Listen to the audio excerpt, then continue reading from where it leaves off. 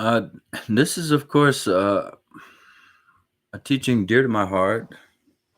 It's been given by many masters, and this one in particular is by Thubten Nyima Rinpoche, who was born in 1943 and is still with us.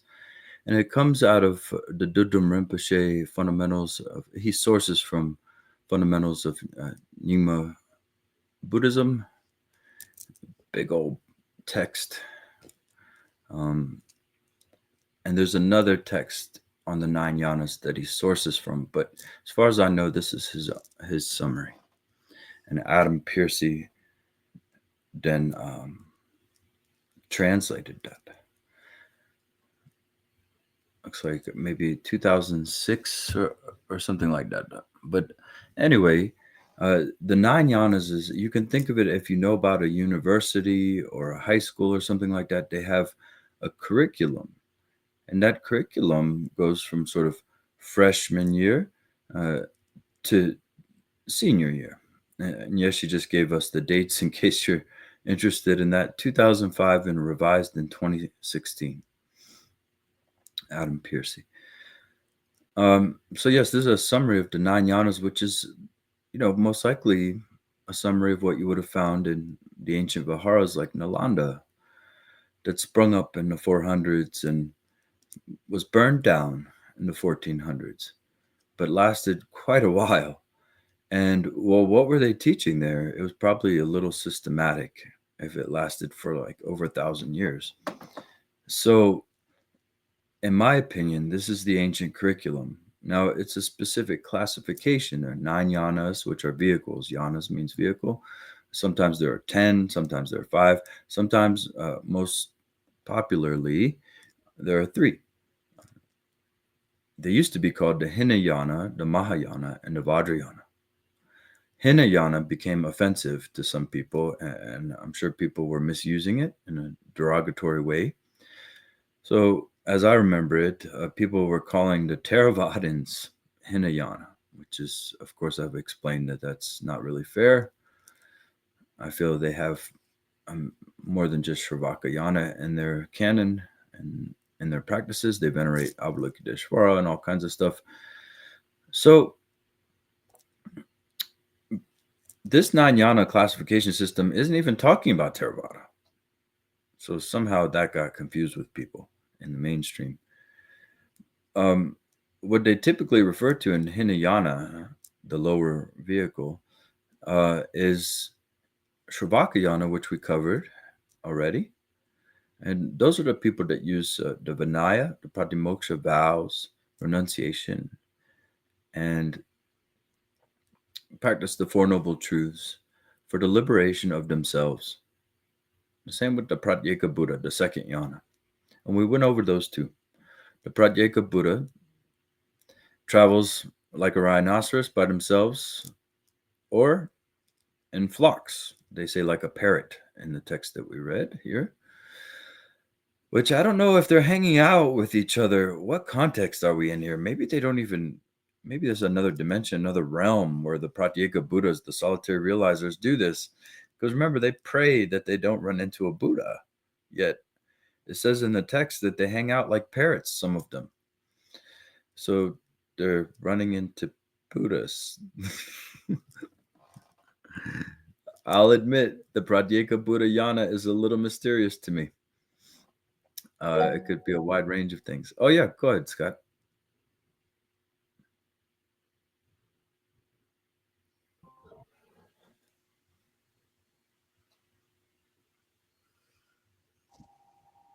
Okay.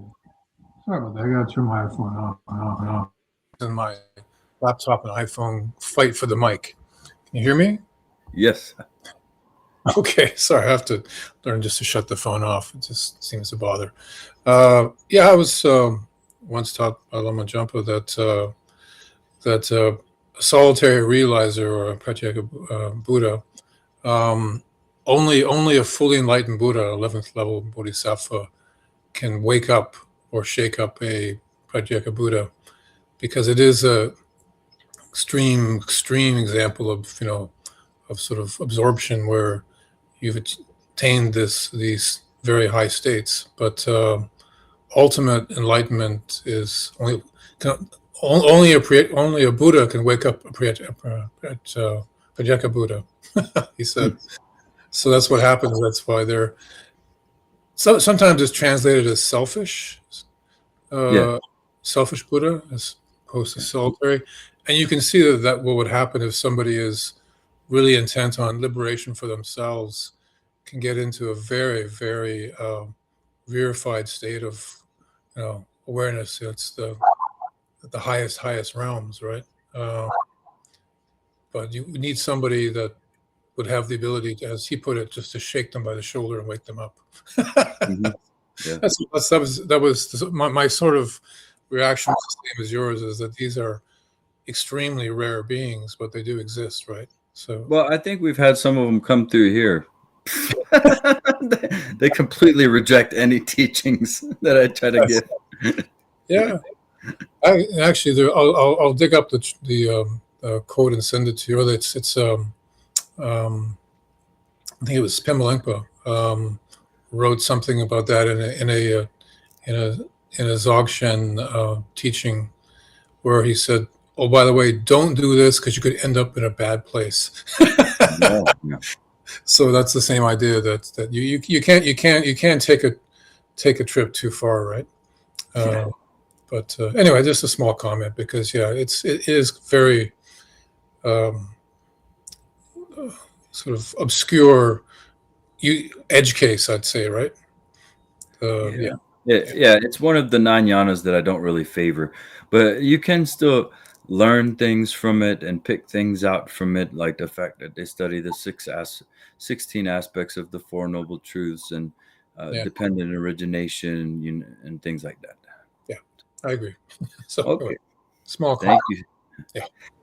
All right, so we went over those 2 yanas, Shravaka yana, the hearers, the Pratyeka Buddhas, the solitary realizers, and last session we went over the Bodhisattva yana.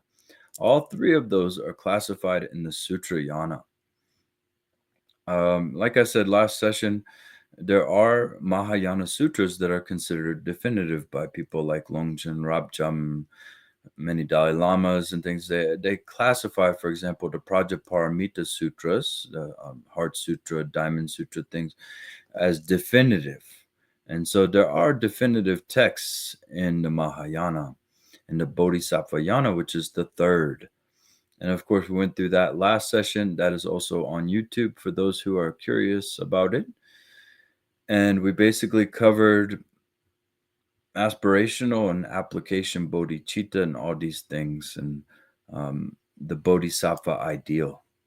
And now we're on to the 4th, 5th, and 6th yanas, which are the 3 inner vehicles of Vedic-like asceticism. These are the 3 outer classes of Tantra, the vehicle of Kriya, Charya, and Yoga, which is also called Upa. Now, I can't really give you the best summary of these. You're introduced to lots of different ritualistic aspects. You keep a code of conduct, and I could probably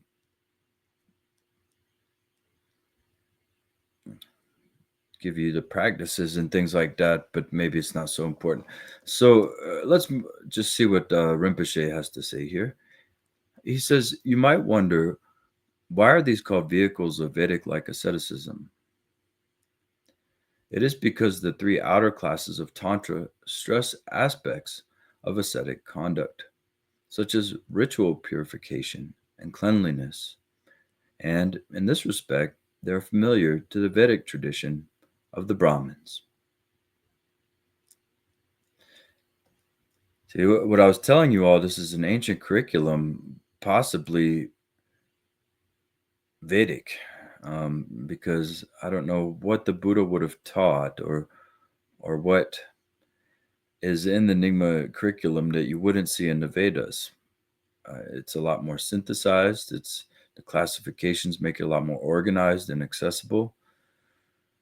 So to me, remember, they have this idea of 12 Dzogchen Buddhas, and Shakyamuni Buddha is considered the 12th.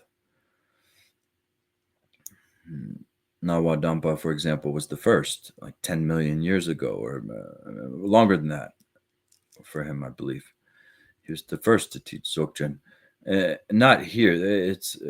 They kind of teach it in different dimensions, so to speak, until the humans are ready, or the beings are ready in a particular collective.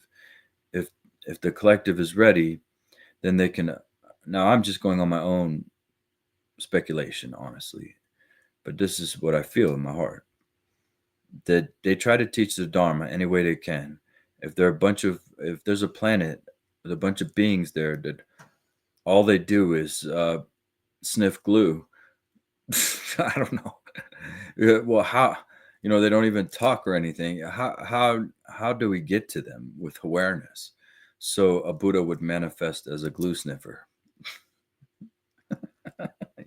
You've met those. Yeah, we have the beings from that planet on this planet. But you see what I'm saying, right? The Buddha would become a glue sniffer. He would be in there sniffing glue with them. Because that's funny. I can't stop reading the comments sometimes. It's so funny. It's funny how we can just trigger an assortment of dad jokes at any moment. You have to be careful around here.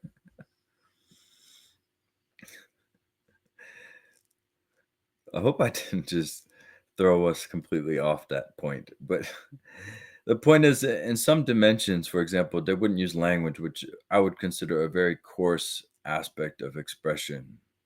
It is consciousness. It's coarse, though. You could yell and override things. And so, yeah, think of it maybe multi-dimensional, interdimensional, multi-species, multi-planetary kind of take on that. And you'll understand how, for example, some Buddhas vowed to only teach using symbols, some Pratyeka Buddhas, and things like that. Okay, so the entry point for this, the vehicle, it starts here. You have to lower it a little bit. Yeshi, it's up there, congested. So the vehicle of Kriya Tantra is the fourth yana. The Kriya Tantras, or action tantras, are so called because they are concerned mainly with external conduct, the practices of ritual purification and cleanliness, and so on. You'd be surprised, everybody, how much you practice Kriya Yoga Tantra when you brush your teeth, when you take a shower, when you put lotion on. You have these rituals, actually. They've been embedded into our societies. So it says, now, of course, they expand. There are other rituals, but that's the gist of it. You are practicing Kriya. Well, some of us who, if you brush your teeth and wash yourself. So the entry point, view, meditation, conduct, and results of this vehicle are as follows. The entry point. The initial point of entry to the path of secret mantra Vajrayana is ripening empowerment.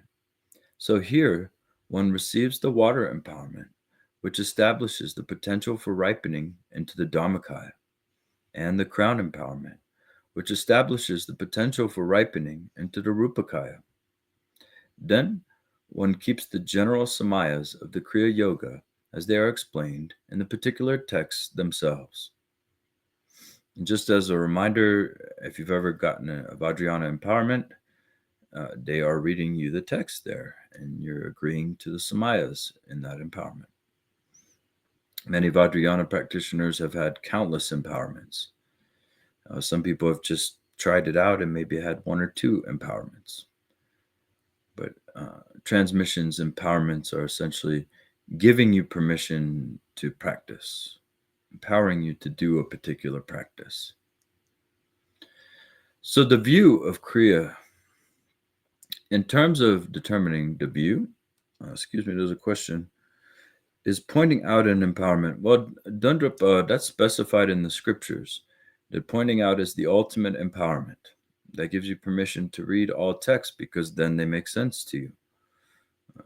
So if pointing out was successful, and now you can read from awareness, then all of a sudden a lot of scripture, many of these texts will begin to, even other religions and things, will decode naturally for you, because now it's just like if you climb a mountain, you'll be able to see more stuff from the top, right, than you would from the forest. So in terms of determining the view, the basis of the path, one realizes that the ground of purification, the nature of mind itself, is the wisdom of empty clarity, and is ultimately beyond all extremes of elaboration, such as existing, not existing, appearing, or being empty. Now, typically the eight, as earlier, the eight extremes are mentioned, or the four extremes of existence, non-existence, both and neither. The eight extremes would be arising, ceasing, coming, going, existence, non-existence, assertions about singularity or multiplicity are the eight conceptual extremes that people tend to get locked into. And by the way, we're also we also mentioned the six perfections in the Bodhisattva yana, in case that comes back around. This generosity, discipline, patience, diligence, meditative concentration, and wisdom. So sometimes Kriya, for example, would be holding the six perfections, paramitas, as foundational. Okay, so it says, then one views the aspects of relative appearance, which are what must be purified, as the characteristics of the completely pure deity. Yep. So remember, with these two paths, Kriya and Charya, we're in the context of not Sutrayana, but in the context of purification. So they're trying to purify what's already pure from a Dzogchen point of view. That's the fault we would find in it, so to speak. Why we wouldn't practice Kriya, because we would see, well, you're cleaning yourself with dirty water, right? Kind of like that. But anyway, they do these Kirim and Dzogchen generation and completion stage practices where they visualize. It's very powerful, very effective, because your visual sense makes up over 90% of your reality, according to modern science. So when you start to visualize something better, it's good. You can do this provisionally in Dzogchen. Just have better thoughts on purpose. Just imagine your ideal home, your ideal environment. Imagine leaders being peaceful and wise and compassionate. Sorry. oh. Excuse me. I don't know why that got me like that. Okay. But you can, even if it's extreme, something extreme, like imagining our world leaders being compassionate and wise, we can. We don't really do this. Well, some are ultimately, they are, yes. But I was just talking about this. We don't want to speak in ultimate terms, because we'll just it'll get so messy. Relatively, many of our leaders are completely lost. That's the fact.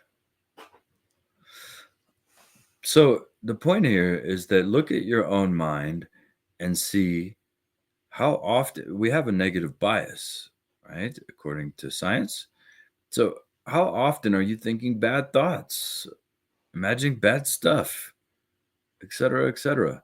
And what does it feel like to just for a moment imagine, well, what if I had a bigger house? What if I didn't have 5 dogs sleeping on top of my head and my face with the paws and everything?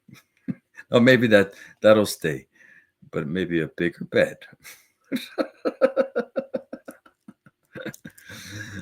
Right? I'm just trying to give you an example. I can only speak from my experiences. Bigger dogs. Yeah, what if I had 5 bigger dogs? What if I had 10 more dogs in this shed? You all get that, right? We don't really do it. If you're like me, we can get caught up in negative thinking for a long time. Okay, that's a whole session on its own. But that is the ultimate purpose of Kirim and Zokrim, everybody, is to begin to switch it up. And you end up with this, what they call a pure land or pure vision, where because you're imagining everything is pure, almost like a Carl Jung type of archetypal thing, then all of a sudden you do see the purity of it. The purity does reveal itself. And when you imagine yourself to be a deity, like White Tara, Medicine Buddha, Padmasambhava, any of these Yidam deities, then all of a sudden now you're allowing yourself to be enlightened. But maybe the former you, John Doe or whoever, Jane Doe, she wasn't allowed to be enlightened because she has a story and an identity and things like that. So when you're White Tara or Sangye Minla, Medicine Buddha, now you're more allowing that to happen. So that's the purpose of deity practice. Okay, everybody? Any questions about that? Very good. So the meditation for Kriya is, as for the path and the way of practicing meditation, it centers around the 4 realities: the reality of oneself, of the deity, which is practiced by means of the 6 aspects of the deity, by visualizing oneself as the Samaya form, and then invoking the wisdom being into the space in front, considering oneself as a servant and the deity as one's master. Yeah, these sentences, again, get a little choppy, but it's all right. We're going to wade through the waters here. This is exactly what I just described. It's basically how you visualize. You can visualize the deity in front of you or on top of your head. But the issue is that I've seen people caught in deity practice for many years. And then when you try to introduce them to awareness, the simplicity of awareness, it just doesn't land, because enlightenment has to be complex. It has to be spectacular. It has to have crowns and beads and gold necklaces and fireworks and everything. Because you've been into Vajrayana so long, you've seen all these colors and all this spectacular stuff, that Dzogchen must be spectacular. Yeah, you get this. You can easily get crowded by religious stuff, like deity practices. And this is an epidemic, actually, in the Buddha Dharma. You have many, many people in the Vajrayana world that refuse to go into Dzogchen because it's been stigmatized and mystified to the point where they're just stuck on deity practice. And to me, that's dangerous. Being stuck on deity practice can be dangerous, because now you're caught up in a basically handcuffs, because you've imagined this deity that you think is real, and you're submissive to the deity that you think is real, and you're just trapped. Guru Rinpoche, even ultimately, is just your awareness. Yeah, many of you are very lucky indeed. Yeah, I agree with you, because you found it without all the baggage. And you've seen in Discord and other places what it looks like when people have that baggage. You see it for yourself. I don't have to make anything up here. And then it becomes like Naguma says when she said that, 11th century Dakini, she said that awareness is too simple for people to realize. So yeah, deity practices can be extremely dangerous. You're reifying and subdividing a part of your mind into a construct that if you never get the full instructions, you could be stuck there. The person we were talking to on Discord is a great example. Just scientifically speaking, Om Mani Padme Hum, we love everybody. There's no hate here, no animosity whatsoever, but great scientific example of that. They didn't even know about Dzogchen. They said that deity practices their main deity. They said it was reckless that I teach Dzogchen to new people. And then they didn't even know what Dzogchen was, which is very, very interesting. That's the Dzogchen aspect of deity yoga, the completion stage. You're supposed to rest in Dzogchen when you melt the whole visualization. You're supposed to rest there in Dzogchen, but they don't do that. Many people don't do that. I pick up a lot of anxiety around deities empowerments. Yes, of course. Yeah, I mean, you could feel the vibe. The vibe is palpable. Jules saying doing practices like this would be more efficient and not dangerous when recognizing the deity as a symbol of pure mind. Yeah, I think that there is a wonderful, beautiful sanctity. Like maybe the Tibetans have resonated with that more than we do as a different kind of cultural background. But for example, I felt exactly like many people have voiced. I can't stand empowerments, rituals, deity yoga. I mean, just the fact that there's a lot of hidden stuff, like sexual stuff that you don't even know about too, in the empowerments. And so to me, that's not really our culture. Our culture is more about disclosure, transparency. There perhaps was more devotion and trust in the Tibetan culture.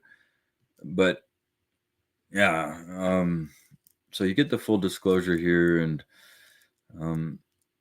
I hated all the deity stuff, everything, because I felt it was perverted. But then the awareness practice somehow brought me back to it, and my yidams still stand. White Tara is like this. Now it's like this non-conceptual, connection with Dharmakaya, with the space of it all and the feminine. So when I think of White Tara, I'm not thinking of like some external lady who's sitting on a cloud, who's going to tap me on my head and bless me. White Tara is the embodiment or the personification of Dharmakaya. My Samboka Kaya Yidam is Sanghi Minla, medicine Buddha. Awareness heals everything. So to me, the medicine Buddha has become awareness, and anything, the blues, the lapis lazuli, everything associated with the visualization is naturally here with that connection. And then the Nirmanakaya Padmasambhava and these lineages of masters, including my own teacher Kenshin Sewang and others, those are the Nirmanakaya connections. So I feel like those get rekindled with awareness, even though that's backwards. So I don't know what to say about that. Maybe some people, they're not going to resonate with deity yoga, and its awareness will help you out if you don't resonate with deity yoga. Awareness will help you understand what it is. So anyway, but I don't do visualizations. That'd be ridiculous. I'm already visualizing. Why would I want to add more visualization? So the meditation of Kriya, as for the path and the way of practicing meditation, it centers around the four realities. Yes, we already read that. What a sentence! Sorry, everybody, that was so mangled. But anyway, one then focuses upon the third, which is the reality of the mantra recitation, which is the sound, and on the mind and the ground, and meditates upon the fourth reality of concentration. I don't know how you meditate on concentration, but okay, which consists of remaining in the flame continuation of sound and culmination of sound. So this could be where you say, "Oh, money bill, oh, money bill, oh, money bill, oh, money bill," and it turns into a resonance. Oh, money, oh, money, oh, no,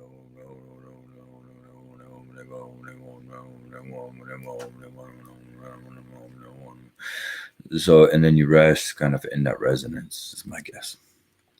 So the results in the short term, one becomes a desire realm, Vidyadhara. Oh, excuse me. Yeah, you can't move up too far. It cuts it for me. Let's remember that. So, conduct. One performs the three kinds of ritual purification, changes the three types of clothing, adopts a diet of the three white foods. That's milk, curd, and sugar. Could be wrong about that, but it's in the footnotes. Butter, yes, thank you. Curd, milk, and butter, ghee, right? And practices ritual fasting and mantra recitation. So yes, those are, you make the offerings and do all this types of stuff too. And then the results in the short term, one becomes a desire realm Vidyadhara, and ultimately one attains awakening as Vajradhara, a little bit different than Vidyadhara, but pointing to the same thing. And so you become Vajradhara of one of the three Buddha families, of the family of enlightened body, Virachana, of the family enlightened speech, Amitabha, or of the family of enlightened mind, Akshobhya. So let's stay there for a second. In the short term, one becomes a desire. We're in the desire realm right now. That's the idea, that this is a collective that we're in. Vidyadhara is awareness holder in that context, and ultimately becomes a fully awakened being. Our minds tend to have like planets that we're from, as a matter of speaking, so you can access this. So each of us, we have a kind of Buddha family. We're from a mandala. We have a celestial kind of family, an interdimensional family. I can say that confidently because I dealt with extreme loneliness. And it wasn't until I started to feel seen, to feel heard in this way, a little bit broader outside of our scope of visibility, maybe. And so all of you have that. You've been held by that. That is your lineage. Those are your family, your friends. That's why I don't stress so much. Well, we're going to stress, I suppose, but we can zoom out a little bit. Like all these doggies, I have seen them before. I'm going to see them again. It can be very hurtful to lose somebody. But if we can zoom out, we gain the confidence through our own visibility that we will see them again, that we never really lose touch. So that's part of kind of how we started today, the topic, that you begin to see a whole nother world open up with this practice. And to me, finding your family is part of that. Okay, so thank you, everybody. We will stop here. Yeah, join on in there. That last paragraph, there was this phrase, enlightened speech. It appears in Longchenpa's and other Dzogchen texts as well. Could you explain what enlightened speech means? Yeah, we're just talking about that. It's basically uncontrived flow of speech. The speech will always benefit somebody, even if you say poop, whatever words you're saying. And then there are various qualities of the enlightened speech, like the tonality and the qualities of reaching the person, so it has a power. There's a power in enlightened speech that, if I was to guess, is derived from just innocence and compassion. Almost like the power you would hear in the coyotes when they howl at night. Or if you live on the mesa during the day, they howl too. But there's an innocence in there. There's a righteousness in their yapping, isn't there? So I think it's the same thing when you come uncontrived with your speech. When you're not trying to hustle somebody. When there's nothing in it for you, you're just speaking in the flow. That's enlightened speech. But the birds can have enlightened speech. It's not just a human thing. Could you also explain enlightened body? It's all the same, uncontrived. So you can allow thoughts and the creativity of constructs and concepts. You can allow that to be a complete flow with no tension, no grasping, no weights. So thoughts, even a child can do that. In fact, I think many do. Thoughts, speech, and actions, completely uncontrived. And so there is a point where you have to sort of negotiate with yourself. Like, I'm about to let go of the reins, and anything could come out of my mouth. I could say anything, and it does. You see that. You release this idea of controlling. And so there is a point, a threshold where it's like, all right, I'm a little scared, like riding a bike without the training wheels the first time. I'm a little scared to just let myself talk without managing this talking. As you've seen, I have been a guinea pig for you all to show you what that looks like. And you're constantly learning also through your speech, because awareness is there with you. And it's self-correcting. You're not learning. It's self-correcting as you're speaking, which is great. That's the great part about letting loose your body, speech, and mind. Yeah, now you're letting the dogs out. They've been stuck in the house all day. Your body, speech, and mind can go play. Now it has the yard of your awareness. It has the fence with a 5-inch trench that it's dug into with rocks around. They are not getting out this time. So awareness does guard you and keep you safe, but there's an insanity there. There's a creativity there. There's a letting loose. You have to let the wild person come out. And maybe your wild person's totally calm. But you have to eventually there's this point where you do that. You release the micromanaging of your body, speech, and mind, and they become uncontrived. Don't try this at your job or something, okay? So anyway, Gatchen, go ahead and join in there. I'm not gonna lie, I'm deathly afraid of trying this. I was really gonna go for it. I was like, you know what? Maybe not right now. But I've been curious for a while about the 5. Like, well, in this context, only 3 Buddha families were mentioned, but in the naming ritual that we all had, there were 5, and mine was mentioned. Oh, yeah. No, but I'm genuinely quite curious about how these relate to one another, or kind of like a bit more lore. Yeah, and yes, we're leaving all this in the YouTube, right? Just in case it could benefit people, because they're good inquiries. Remember, that's just Kriya Yoga Yana. That's the 4th yana. From a Dzogchen point of view, we're dealing with all 5 lights, all 5 families. I was trepidatious about even mentioning the fact that you could fit into a particular family, because you have all 5 there, but there is a mandala resonance.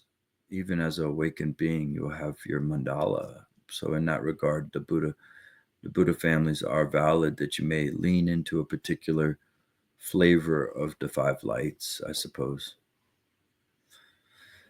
Yeah, the five Buddha families could be useful like that to rekindle your kinship.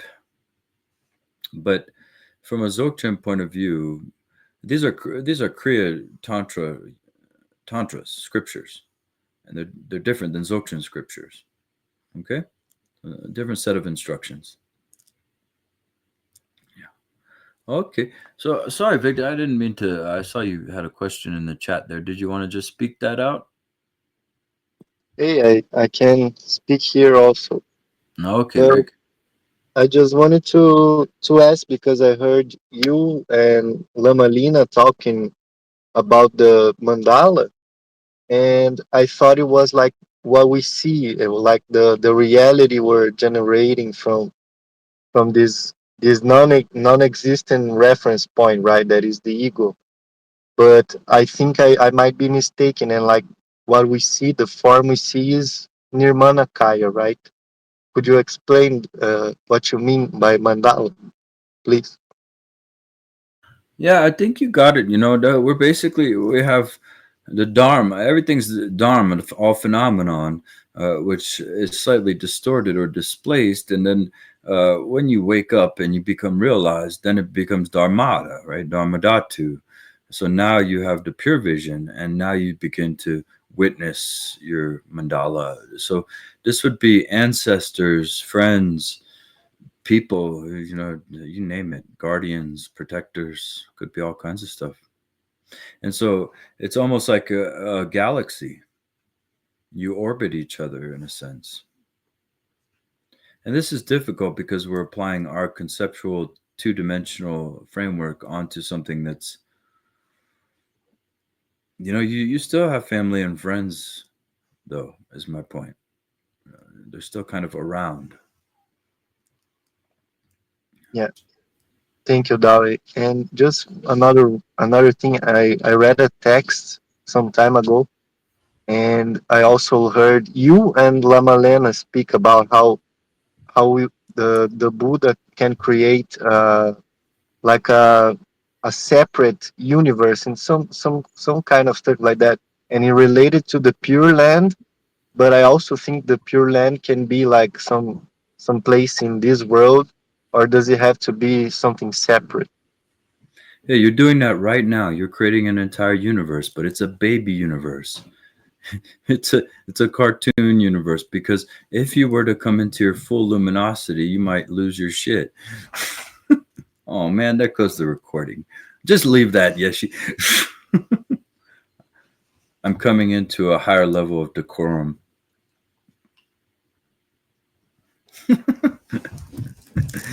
But yes, this is really what's why you're meeting with Dzogchen. Because this is the next phase in your sovereignty. That's why they call it the Kunya Galpo, the all-creating monarch, because you are creating your own universe.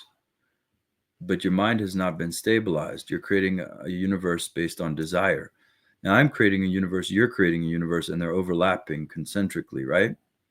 So we're in a collective of sovereign monarchs.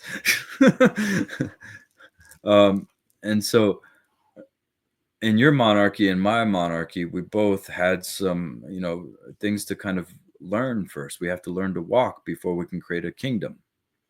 And you can see this actually. There are many kingdoms a long time ago. There's still kingdoms, but there were many more a long time ago. That's because, in my opinion, in this collective, there were enlightened beings and there were enlightened kingdoms. And that's how it works. Every being becomes a monarch. And you have the next beings that are going to become monarchs serving the monarch, essentially, or orbiting around the monarch. You could be the monarch's gardener, for example. And then eventually you're the monarch. So that's how it is. You are the star. But you'll never be able to come into your birthless right until you can learn how to walk. You have to stabilize your mind. Otherwise, you're going to keep creating craziness. There is a natural order to it all, and it goes by wisdom and compassion. So we're all just kind of baby monarchs, coming into our little universes, multiverses. My side, okay? Just my side of my interpretation of everything. But there's no doubt that's called the Kunya Galpo, the all-creating monarch, for a reason. And that text starts out telling you that your mind is the sovereign creator of all animate and inanimate. But if you're denying that, if you're saying God created all this, or this is all created by dinosaurs, I don't know. Maybe you're Platonism and you're more materialistic. You're more anti mysticism and things like that. Then you would say, oh, this was created materially. Just holding that stance right there would stop any potential for you to come into your monarchy, because you're attributing all your power to something external. You're externalizing your power. draining yourself of it. So the issue with this is the second you say, I'm a god, I'm a monarch, people say, what? You're claiming to be a god, bro. That's unacceptable. And it's true. It's like that, especially in the Judeo-Christian environments. If you were to for a second even posit early Gnostic notions of heaven on earth, and the idea is that heaven's here. Your kingdom is right in front of you. Maybe we can call it a queendom. But it's right in front of you. It always has been. And so we begin to allow that distortion to self-resolve so that we may enter into our sovereignty. Making sense, right? A little bit crazy, but makes sense. That's a vast topic, Victor. Thank you for inspiring that. But we unfortunately don't have time to really dive into all the sharings and as much as I'd like to on that topic. It's very, very interesting. The Dharmadhatu, heaven on earth. It's an amazing topic.